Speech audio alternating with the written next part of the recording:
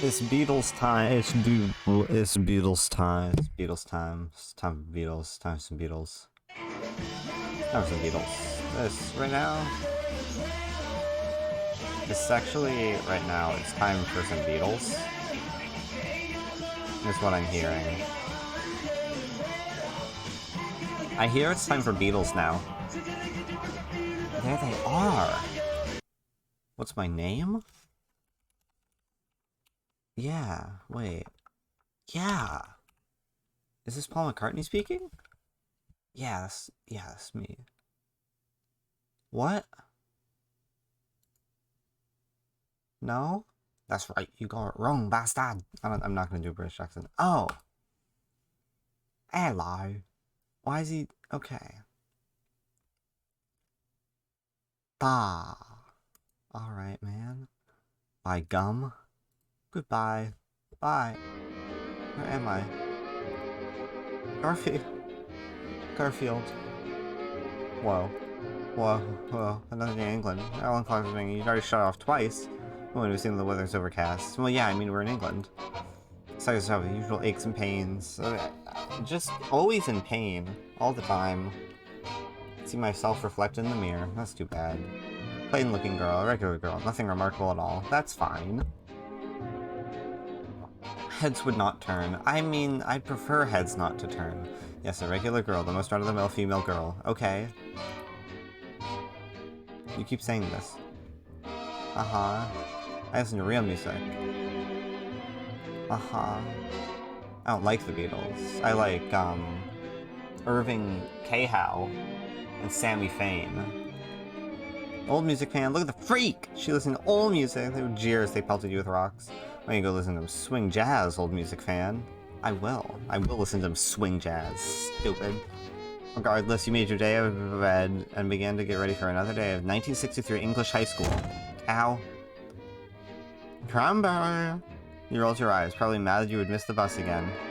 The buses in England are red. I didn't know that. That's cool. They're on the left side of the road. They have 2 levels, so you can take a crazy staircase to the 2nd floor. You stick it downstairs, running your hand around the stair.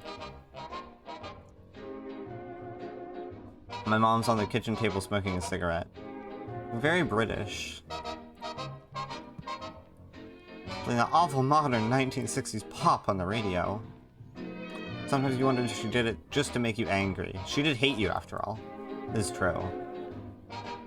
She got a new mink fur coat. That's, yeah. I don't know what's going on there. She just hates me, so she's like buying things that she wants. I'm off to high school. Bye, Mom. So did her other liquors.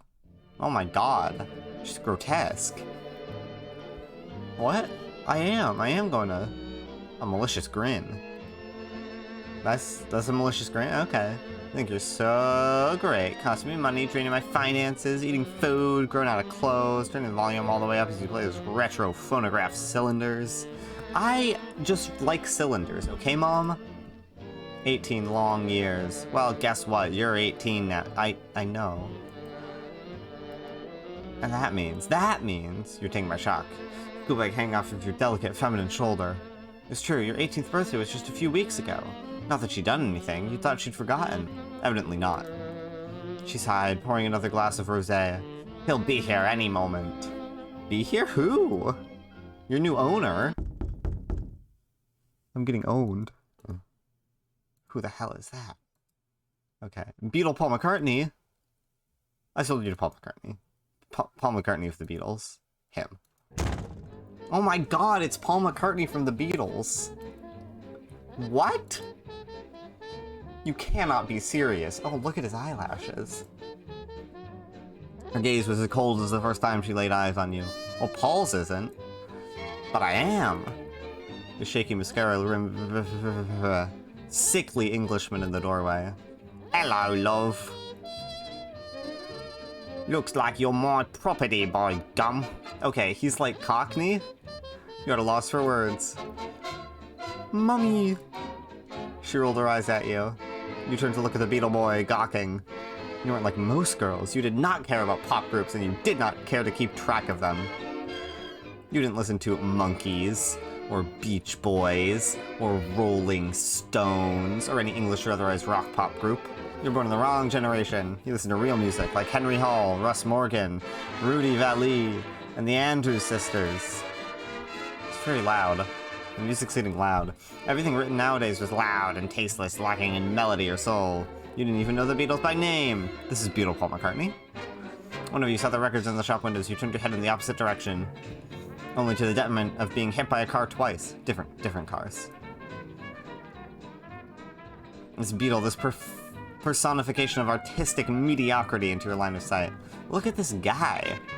Much less selling your personhood to him? He's mine now. That's right, you stupid bitch. That's how my mom talks to me, just all the time. That's what she says. I'm tired of paying for your ungrateful ass. For 18 years, you've drained my fun money. That's why she bought the fur coat, because Paul McCartney owns me now. Okay. It's about time I get... yeah. You would have cried, but you could have seen this coming. Being sold to Paul McCartney? I'm in the car park after a 9 Inch Nails concert. What? Yeah. 9 inches of nail, but only 1 to break the condom. Wait, what does that mean? Only 1 to break the condom? Okay. Your mom took a long drag from her cigarette. Beatle Paul McCartney was still standing there. Yeah, he must be getting bored, man. You turned to him, pink in the face. You're Paul McCartney of that Beatles band? That's wrong. I'm not gonna do his accent. You're staunchly uninterested in any modern music, nor modern celebrity. Yeah, I get it, okay? Yeah, I understand. However, looking at him properly up close, you look la. You always thought she was hot. He does.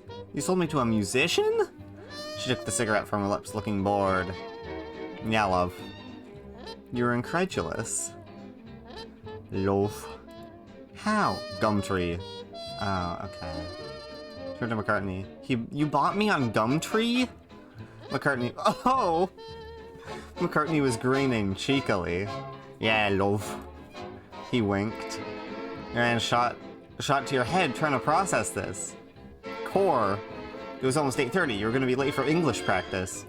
You were on Gumtree one day, and, oh, I don't know, decided to buy a person? Paul McCartney licked his lower lip.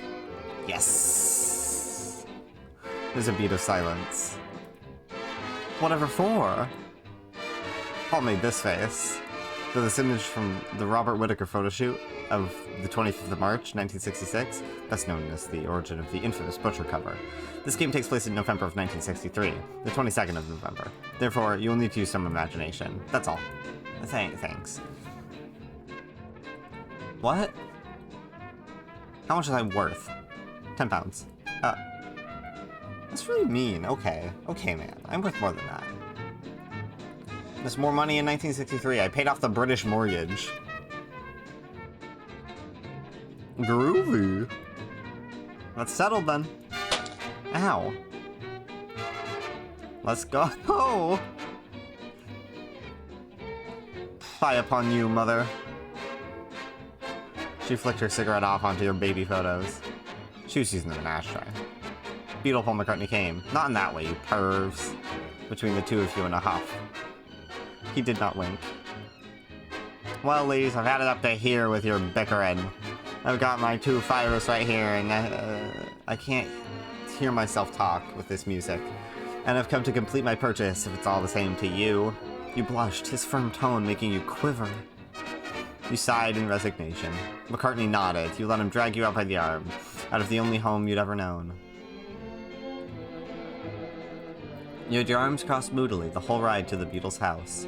Notice, in this scene, Paul is driving. However, this would be historically inaccurate. As it happens, Paul shouldn't be driving in November 1963. He shouldn't be driving at all. Following the Beatles' appearance on a Mersey Beach showcase in the Tower Ballroom, New Brighton, 14th of June 1963, and 11:45 p.m., Beatle Paul was driving on Seabank Road in Wallasey. McCartney's car was paced for 2 lengths of a mile, going 50 to 55 miles per hour. When advised of his speed and asked for an explanation, McCartney made no reply. He was unable to produce driving documents. In fact, he was unable to produce his driving documents until the beginning of July. The reason? Okay. So he did a lot of speeding, I guess. I don't really care much. He was fined 31 pounds. Okay. What a naughty little thing. Would you stop doing that? I am unhappy. Doing what? Okay, man. Yeah.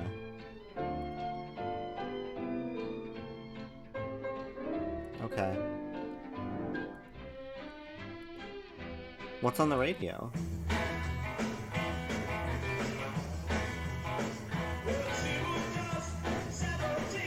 Why is he listening to the Beatles?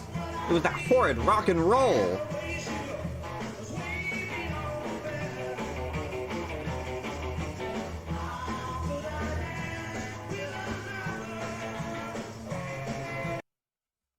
Saw her standing there.